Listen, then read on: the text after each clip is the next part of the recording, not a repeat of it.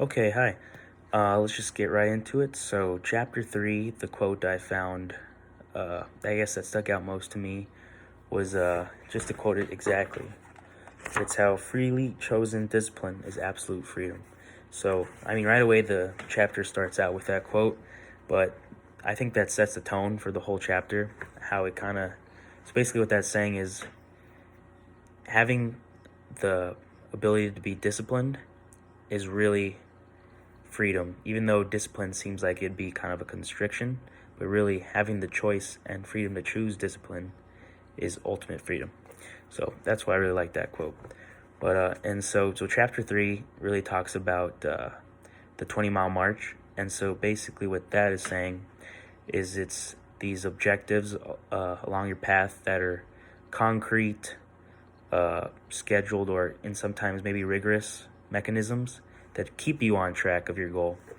And for example, they talk about Southwest Airlines and how they had a clear objective when they started, and that was to remain profitable, especially in a business like airline business that is kind of up and down and doesn't necessarily always show profits.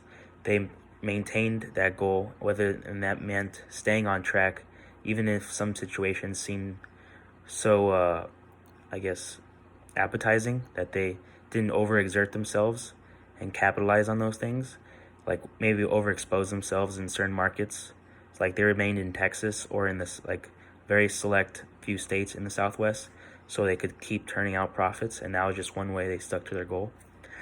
And okay, so two ways that I guess Collins talked about was the discomfort of unwavering commitment to high performance in difficult conditions. So one way I see that is, I guess, in sport or hospitality, but for instance in sport organizations, they train you and you train in discomfort. So like for instance in wrestling, you practice really hard and you overexert yourself sometimes, whether it be in a workout or whatnot, and that prepares you for that discomfort you'll feel in a real match, whatnot. That's just wrestling, but there's a lot of different sports, of course.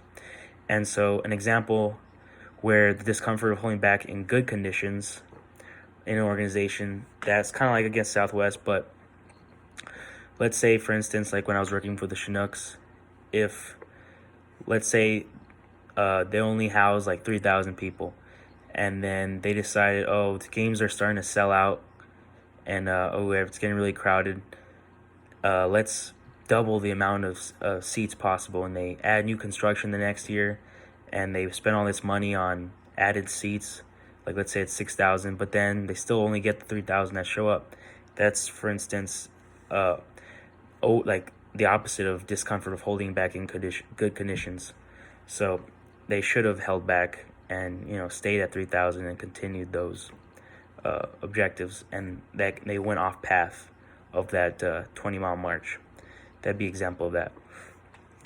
So as a leader, as most of my life, I've kind of gone with the first one, and that's where you train in discomfort and that in difficult conditions, and that kind of how it prepares you.